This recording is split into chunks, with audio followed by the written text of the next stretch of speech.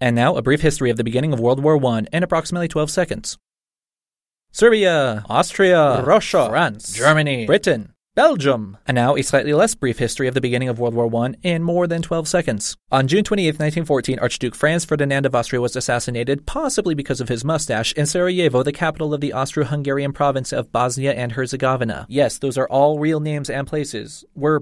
Are, sort of. The assassination was carried out by a secret military organization from Serbia called the Black Hand, which, to their credit, is a really cool name. So in 1914, Austria-Hungary declared war on Serbia, even though the king didn't particularly like his son, but he couldn't just say, nah, it's cool. Russia then mobilized their forces to side with Serbia, and they told France to do the same. Austria-Hungary, slightly outnumbered, appealed to their allies in Germany. Germany sighed and was all like, I gotcha, and then declared war on Russia and France. Germany then attacked Belgium on their way to France, and this is when Britain could no longer stand by idly sipping their tea. They issued their ultimatum, which was essentially Germany, stop, and Germany said, 9, and then Britain declared war. As the war played out, you ended up having France, Russia, Belgium, and all of the British Empire, including the UK, Canada, Australia, and New Zealand, teaming up against the Central Powers, which were mainly Germany and then Austria, Hungary, and Turkey. Others became involved with time, like Japan, Italy, Bulgaria, and Santa Claus. Seriously, look up the Christmas of 1914. It's amazing. Serbia and Russia ended up dropping out of the war, even though they were central in starting it. Then, in 1917, the United States joined in for several reasons. Please note, in case it isn't obscenely obvious, that this is a gross simplification of a really complicated, intricate, confusing timeline. Not only is it confusing trying to keep track of who joins in, when, and what countries have which alliances, especially since this is different from World War II, but the reasons for the countries entering this long, violent war aren't entirely clear either. So why did the whole world get wrapped up in this war that began with the death of just one man? Well, there were several things that led to the world's involvement in the war, but a major player was entangling alliances. Not only were countries obligated to support their friends or oppose their enemies, but once they started, there was no backing out. Countries were under attack. If they stopped fighting, their enemies wouldn't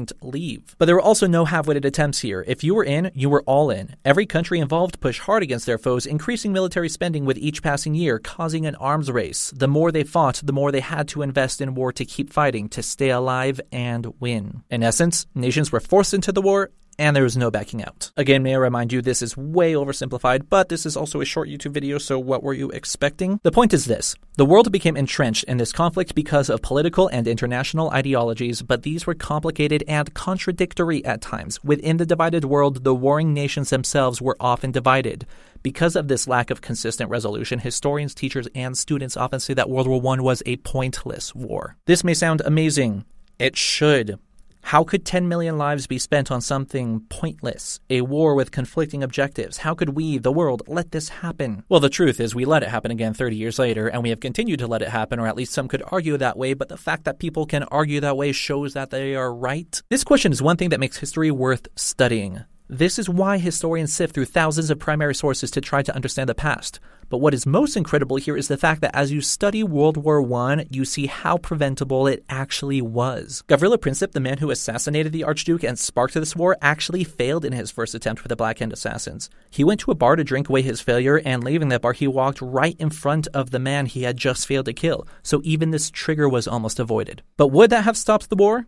Something tells me that Germany and the US didn't really care about the Archduke's death. If the assassination wouldn't have sparked the war, what would have? Was this war inevitable, or was it the result of years of choices and philosophies waiting to boil over? Historians endeavor to answer such questions because maybe if we can figure out history before it unfolds, we'll be prepared to shape our future so pointless tragedies never happen again. The hard thing about history is that far too often it is a retrospective study. Should it be?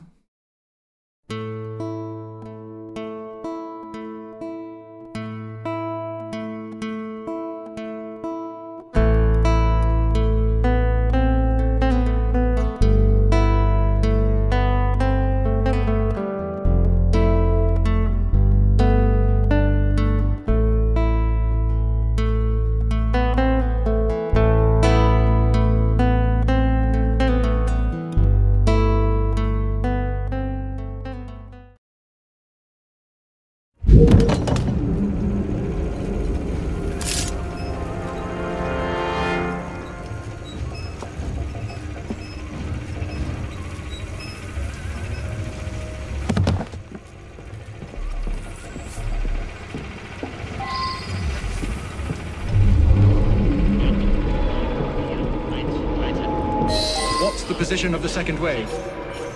1 hour away, at most.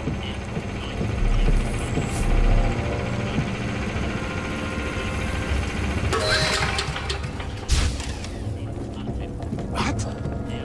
Don't worry, it's just the generator acting up. I suspect something is not right here. What are we after?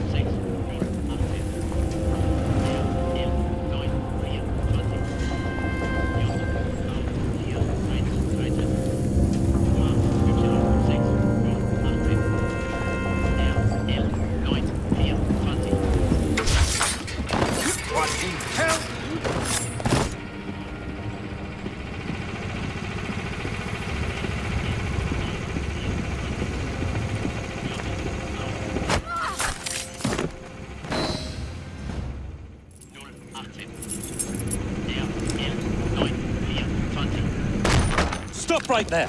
That's not very polite. Even in these trying times, we must never forget the laws of common courtesy. Arms down.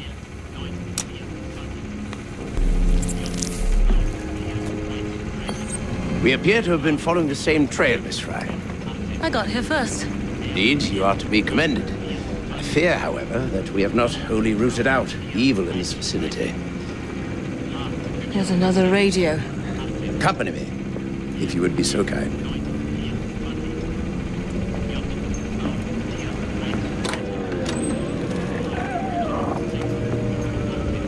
That second device must be found, or new waves of Zeppelins will soon blanket the heavens. Short on soldiers, are we? If you could put your considerable talents to good use at Tower Bridge, you would have the thanks of a brave but beleaguered nation. I would settle for the right to vote.